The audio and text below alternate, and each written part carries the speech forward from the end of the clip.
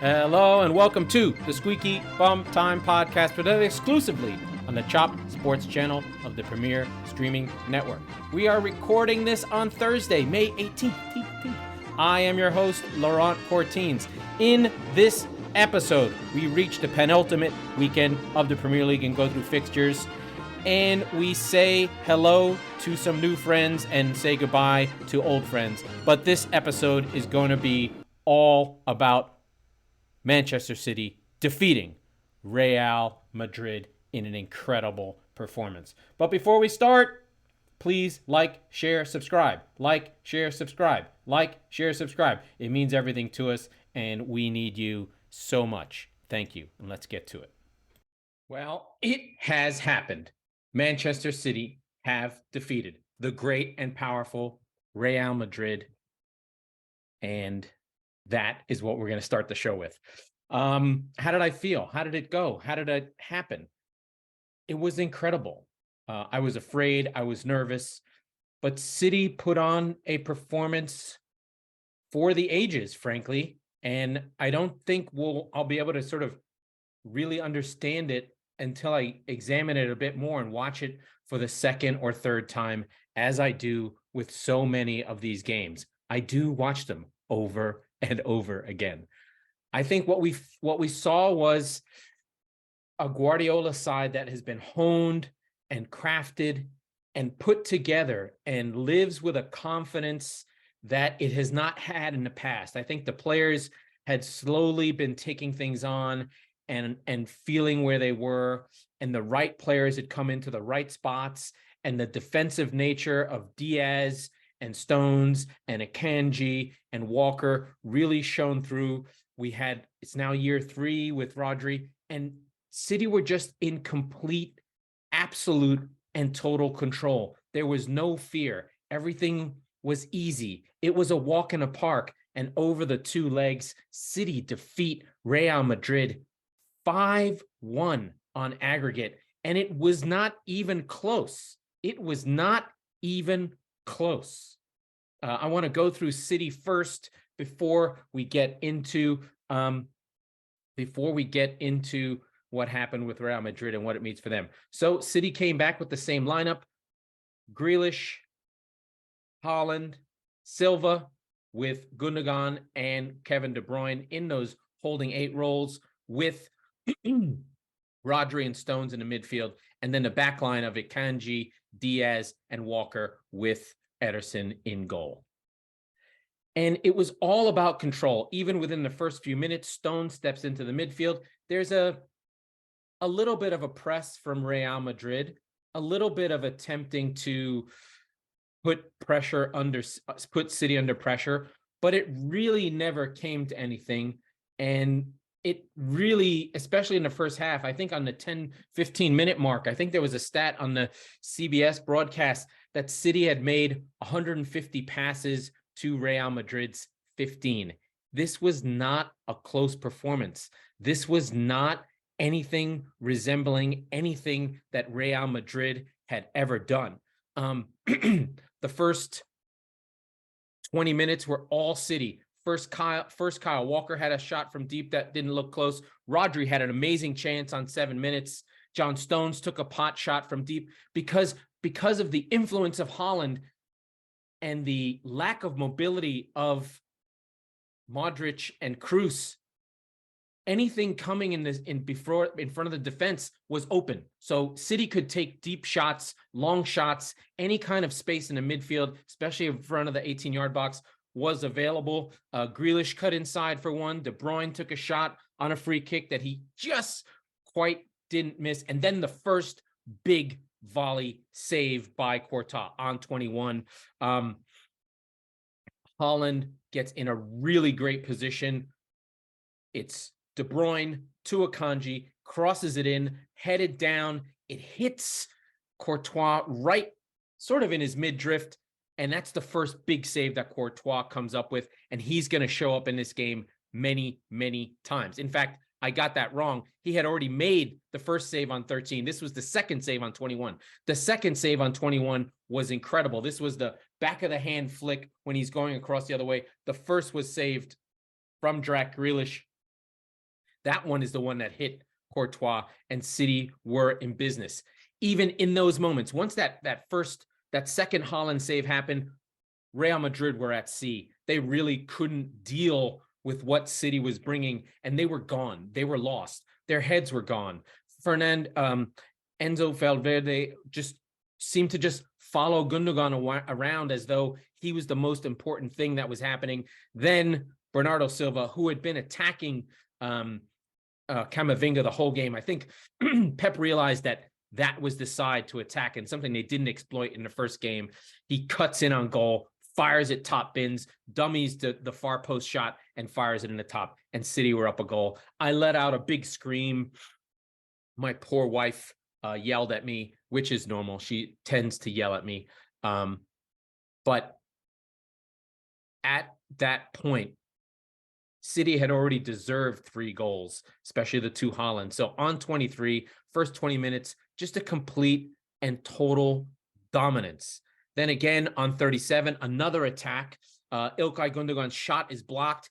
It's cleared, but then there's Bernardo Silva, calm as you like, cool, right in the middle of the box, heads it past the Real Madrid defender. City are up 2-0 going into halftime, and Real at that point needed halftime.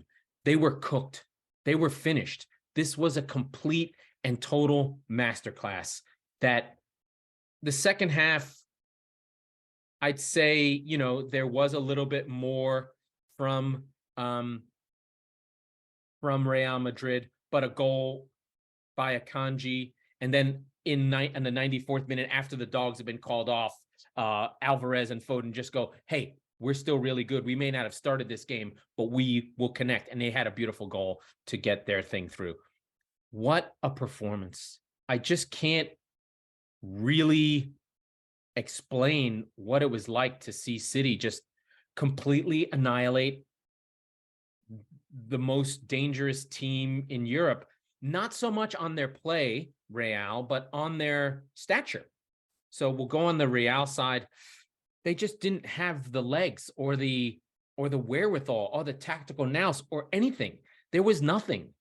I think a lot of what had been happening with Real was they were living on their legend and backing it up, to be fair, right? They got through games. They had the 2-0 at Anfield, and they scored 5 in the second half. But City are not Liverpool. This is different. We have the best midfield in the world, the best coach in the world. We have the pain of Real Madrid. No one else has that. And so where Real Madrid may have been feeling confident in their heroes of Benzema and Vinicius and Rodrigo and Modric and Kroos and Fede Valverde and Militao and all those names, Carvajal, guys with 4 and 5 Champions Leagues. I mean, incredible players that are all-time greats. They believed their own hype. They smelled their own shit and thought that they could just show up and hang in there. And it almost worked. Courtois was amazing. He made those 2 saves early. And I'm sure Real Madrid at that point felt like, oh, we've got this. We've got the magic. We'll find a way. And there was a moment. Kroos took a shot that hit the bar in the first half, I believe. That was really scary. And had it gone in, it might have been a different scene. But Kroos's shot didn't end up going in. And there really wasn't any moment. There was a couple moments there for Vinicius. He ran in on goal. And Kyle Walker, stride for stride, the touch goes long. I mean, he's running at full speed, clears it out. Kyle Walker was immense. But for Real Madrid, and if you know what a club Real Madrid is like, this is a complete crisis. When they get blown out, these become seismic European events that the world has to pay attention to. And for them, we will be looking internally and going, what happened? What happened? What happened? Does Ancelotti come back? What happens to this transition of Kroos and Modric? Modric's 38 years old, and they looked it. I think one of the things you take away from this game as I watched it the second and third time is the midfielders for Real Madrid just couldn't get close to the City players. And as they tried to move forward and tried to run, they just were always a step or 2 behind, and they couldn't get their passing going. And when they went long, City had 2 players there. They had a strong, big central defense. This is one of the things that's different about this City side. It's big. Diaz is a big sucker. Walker is an athletic player. John Stones in the midfield is over 6 foot. Rodri is 6 foot. If you really think about it, Rodri played center back for Spain. That means that City are playing 5 center backs. But 2 of those center backs, Rodri and Stones, are so good on the ball that they could be midfielders. And you can see it in the passing and the connectivity. And then, of course, going forward, Haaland occupied space, had a really good game. He pressed a lot. He led it, even though he didn't score a goal. He created space and fear. There were always 2 center backs. They were always collapsing into him. So all the runs, all the stuff while he was off the ball wasn't able to help them. And, it's never a good game where you lose 4-0 and Courtois is your best player.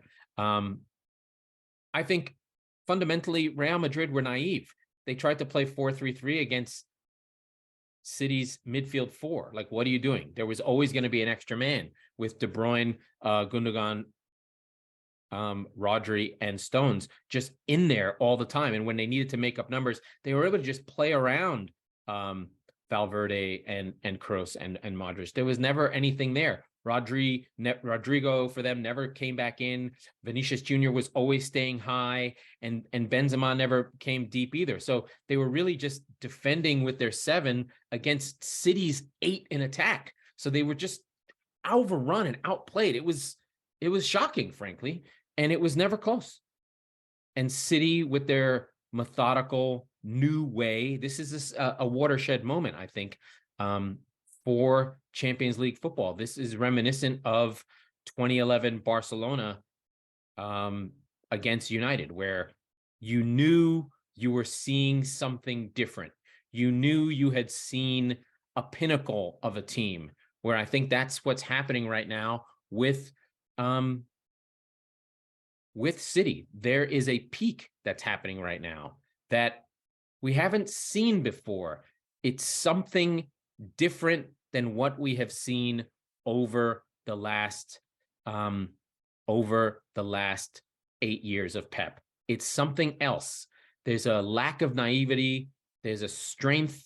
There's a creativity. There's a pragmatism. All the pieces that you want to see from your side are there now, and it's just an amazing feeling to understand that your team is now 2 steps away from immortality. That's really where it is for Manchester City right now. There's the game Sunday against Chelsea, and there is the FA Cup final and this Champions League final. Win the game in the Premier League, win any of the next 2 games or 3 games, and they're Premier League champions. And then win an FA Cup against Manchester United, and you're FA Cup champions. And then the season's penultimate final boss level is going to be Inter Milan, who defeated AC Milan in a game I didn't even watch. I was more interested in watching Luton Town versus Sunderland than watching that game. I just don't enjoy Italian football as much as I'd like to. Sorry, Angela. It's not fun for me, so I don't really watch it as much as I'd like to. Just amazing feelings to have that happen. I don't know how to even put it anymore. Just a great, great day, a great, great moment. And I had a take, and it's this.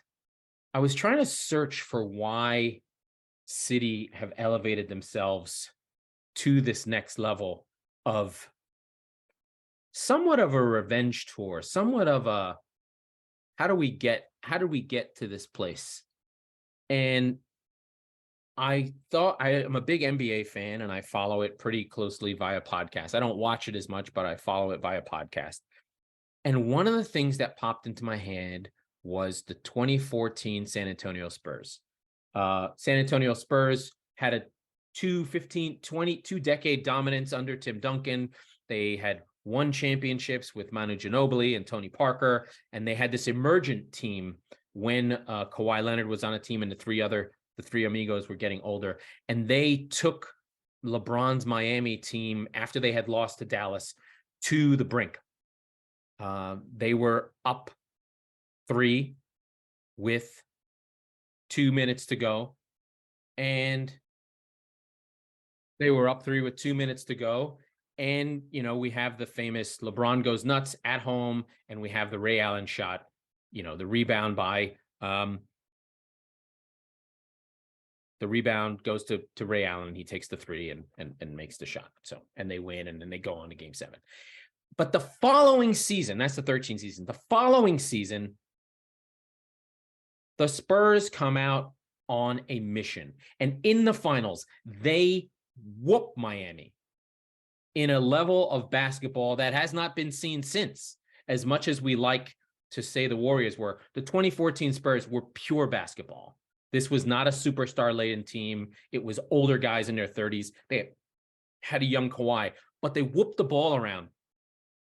And, with European style, share the ball style. And they broke the spirit of the Heatles, and it ended up ending the Heatles after that. LeBron left and then goes to Miami. But that loss the season before is what drove them. And I can see in City that the Real Madrid semifinal loss, being up 2 and losing from the 90th minute on and then losing in extra time, drove this City team to be like, we internalize it, we hurt. Bernardo Silva said that they hurt. Pep said they hurt. Rodri literally said this is a revenge game. They all internalized that loss the previous season and said, never again. We're going to get back to this place and we're going to beat this Real team and take them out. And they did. And so now they have this very focused mission of, we're winning this Champions League. We've defeated the team that put the most pain on us that we could possibly have. And now we're going to face Inter in Istanbul, and we're going to complete the mission. This is it. This is the time. This City side has reinvented itself to become something else, something that's bigger, something that's historical. Now, I have heard the media and the press, of course, start bringing up, and I'm going to bring it up, all the FFP, all the money. Oh, it doesn't invoke passion. They didn't have to do it the hard way. If you like football, there's something about football that excellence and skill and technical nature of the game is rewarded. And City are playing at a pure level right now. I think it was Robbie Musto on the Two Robbies podcast. He's watching the Real game, and I listened to his show. And he said, this game lifted me up, the way that City played, the purity of the play, the levels that it is. Now, you can get more dramatic games, for sure. You can watch Peterborough versus Sheffield Wednesday, a 5-5 that goes through on penalties for the League One playoffs. That's more exciting. It's not as good, but it's definitely more dramatic. But City lifted themselves up, took themselves to a level that we haven't seen yet, and it's got to culminate on the treble so that Manchester City can be considered the greatest team of all time. I don't know why I'm sweating, but I am. So who is City's opponent? City's opponent will be Inter Milan. They defeated AC Milan on a goal by Lautaro Martinez. This team is not in the class of Real Madrid, also has an old midfield of Çalhanoğlu, Mkhitaryan, and Brozovic. They still run Dzeko out there, who's at 35, still a decent striker. But this is not a team in the class of City or Real Madrid or Bayern Munich, nowhere near anyone that, or even Leipzig. City had to beat some good teams. So City will be favored. They're already 5-1 favorites in this game. It should be a coronation, and we'd expect it to be something along the lines of a coronation. City have a lot of work to do. It's exciting. It was a great moment, and I'm over the moon, hoping that City get it done, and we have a moment to really celebrate what City is, which is this amazing team that I don't want to be whatever. Like, our narrative is not credited, right? City is evil. We're the bad guys. And I get it. We can be the bad guys. It makes for an easy narrative. But, not being lovable doesn't mean we're not fantastic. We don't have air disasters or fans getting crushed or anything like that. We're just a regular team from a working class neighborhood who got caught by a sheik. It's not our fault. It happened. But yeah, amazing, amazing moments. Let's just get into the Premier League because that's where we are. That's where we've got to go. And I'm just going to go through the schedule like normal, just straight, starting with a game that happened today. Newcastle 4, Brighton 1. This was a Newcastle that was rampant. This was the Newcastle we've seen at home all season at St. James's Park. And I think that, frankly, the great and powerful Brighton just couldn't muster another performance against another good team to push them over the line. As much as all their underlying numbers, and I talk about XG and all that stuff happen all the time, Brighton just didn't have it in this one. Newcastle take 22 shots.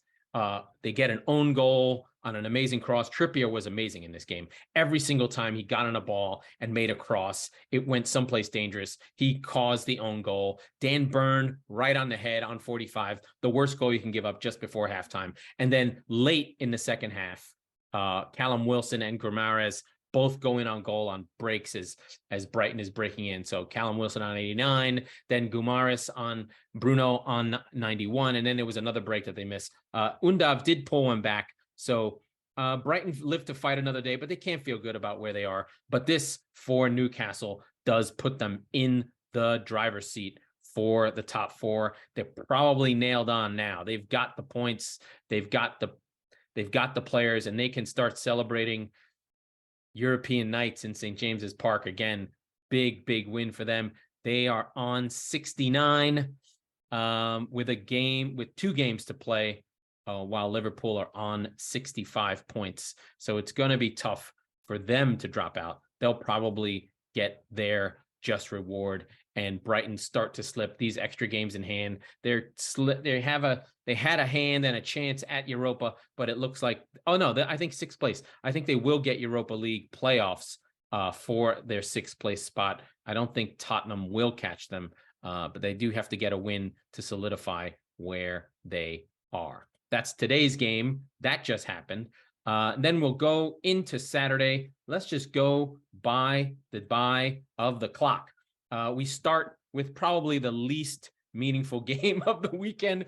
Spurs and Brentford locked into where they are. Spurs at this point want their season to end. Brentford without striker Ivan Toney, who's we've talked about earlier. His gambling issues have come to the fore. He had over 200 counts of improper gambling. Footballers are not allowed to gamble on football, so he may have been placing bets regardless of whether it's your team or not. He did do that, and he gets an 8-month ban starting immediately. He can begin training with his team again after 4 months, so that takes him into September. Brentford do want to try and re-sign him, but this is going to put a dent a little bit into Brentford because they need to keep their players so that they can sell them on for money. But Spurs at this point are on the beach. Ryan Mason is not anything to write home about. I'm sure Spurs want to do better, but at this point, do they really want to make the Conference League? Do they really want to be in Europa League? Their big worries are who's their coach, who's going to be their coach, and will Harry Kane stay? So those are the narratives for Spurs, but I'm sure they'll want to put on a good performance for the fans at home, but Lottie fucking da. Then the great and powerful Liverpool will host Aston Villa.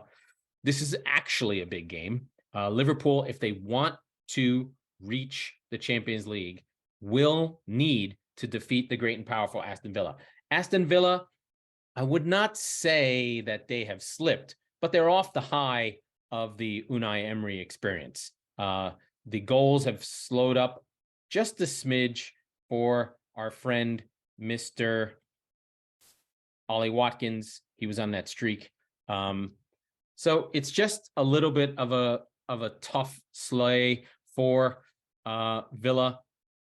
It is a little bit weird. It should have been a game that Steven Gerrard would have been a part of, a game that Philip Coutinho would have been a part of. But the way Unai Emery has put this team together is going to be interesting. I think these are, at this point of the season, relatively evenly matched teams.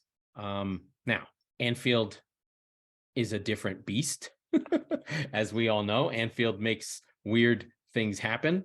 And so having Aston Villa visit Anfield makes this, of course, advantage Liverpool, and we'll see what the Trent Alexander-Arnold experience is like. The reverse fixture was a win by Liverpool, 3-1. I don't remember that game. It was on Boxing Day. No recollection of that at all. And then the previous one last May was also Liverpool 2-1. So they always were able to beat Steven Gerrard, but this is the first time they will. Oh no, they beat Unai Emery.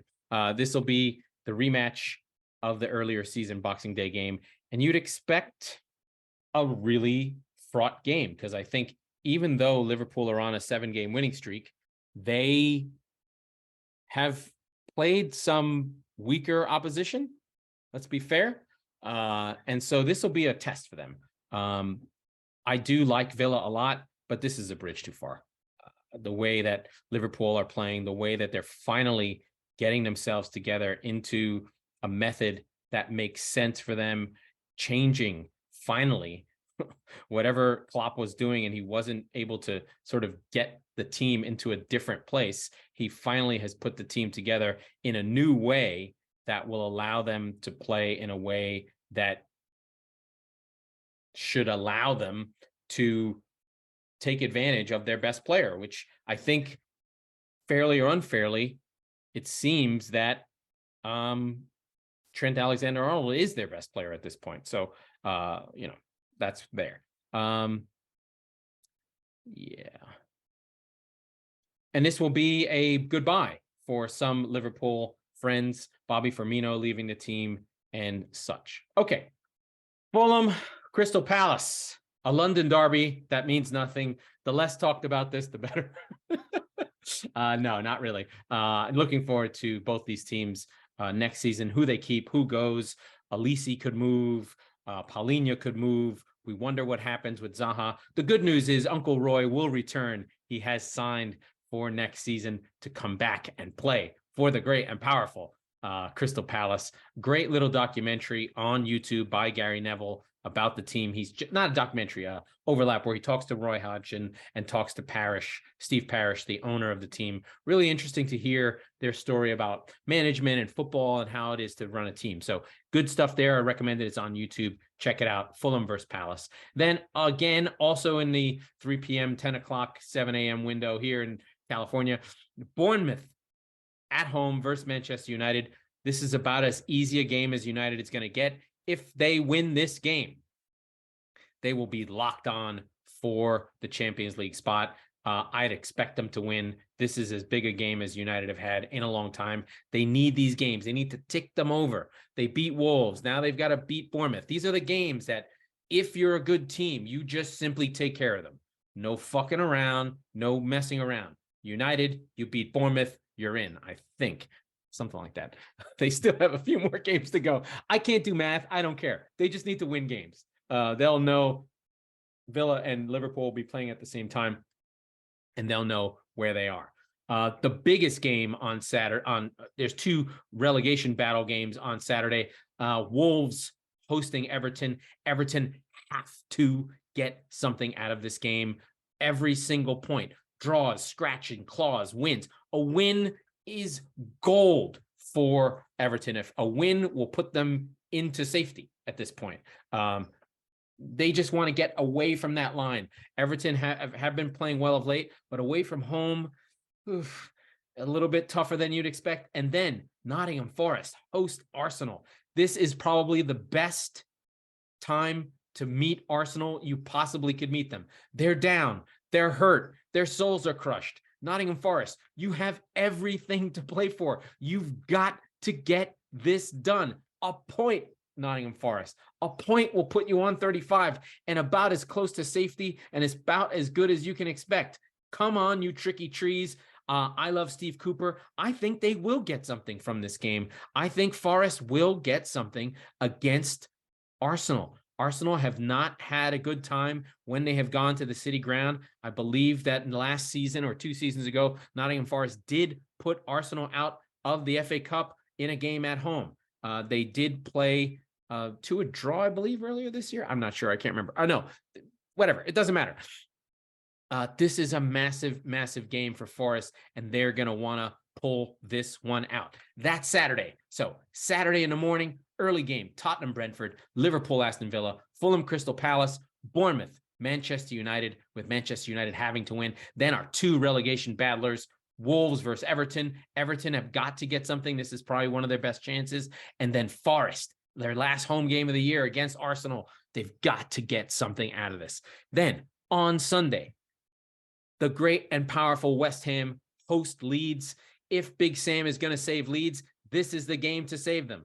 West Ham are in the semifinal, are in the final of the Europa Conference League. They won today against AZ Alkmaar, so good for them. 1-0 in a defensive struggle. Listen, David Moyes is happy. They've got this cup run. They don't care about this game. Come on, Leeds. Let's make it interesting. Then Brighton versus Southampton. Southampton already relegated. Brighton, not really caring about what happens here.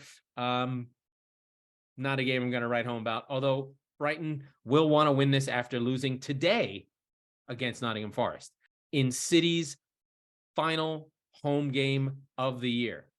It could be a trophy celebration. They host Frank Lampard and his limp-dicked Chelsea. City coming off their biggest win of the year, their biggest win ever, their best performance ever. I don't need to go through it again, but City will want to win this game so that they can rest until the other games. If they don't win this game, then they've got to carry on and continue. They will already be champions if Nottingham Forest beat Arsenal the day before. So it could be rather anticlimactic if Forest do get something or do beat Arsenal. So we're getting near the end of the season. This is how it is. Then on Monday, the great and powerful Newcastle will host Leicester City, who are looking very much the likely weakest of the relegation battlers. What I find with Leicester City is it's a team that we think of as relegation battlers because of who they are and where they were before they won the title. But most of the players on this Leicester City side have never experienced relegation. There isn't a fight in them. They finished 8th, 5th, and 8th. Most of this side is not seasoned relegation battlers. They're not used to this. They want to play. And so when Leicester come out with Tielemans and Maddison and Vardy and Barnes and Castagna, is that what they need? Are those guys going to roll up their sleeves and try and get a dirty draw or something like that? So I think we've all underestimated Leicester because they're in a different context now. They're not trying to play and have time and get wins. This is like do or die death mode. And I don't think they have any players that understand death. Well, football death. And so Leicester will go to St. James's Park trying to get anything. Newcastle are not fucking around. I just watched them beat the shit out of Brighton, and Leicester are like a shit version of Brighton, a much, much shittier version of Brighton. So we'll see what happens there. This was a difficult episode to do. I want to give some a little bit of Laurent life. These shows aren't always easy to do. They don't always come natural. They don't always feel good. And this one was a struggle, and I can't understand why. I think it's because I ate hot dogs and potato chips. Anyway, I'm not going to bore you with that. I will try and work on some sort of life piece working into the shows versus just doing the straight talk of football. I think you guys want to know who I am. Okay. As we wait for the final moments of the show, Manchester City on for the treble. on for a chance at immortality, on to be perhaps the greatest English football team of all time. It could happen. It could happen. Okay, that was the Squeaky Bum Time podcast with me, Laurent Courtines. We are the football wing of the Chop Sports Channel and presented exclusively by the Premier Streaming Network. We record on Mondays and Thursdays, so be sure to subscribe wherever you get your podcasts so you never miss an episode. And please like, share, subscribe. It means everything. Thank you.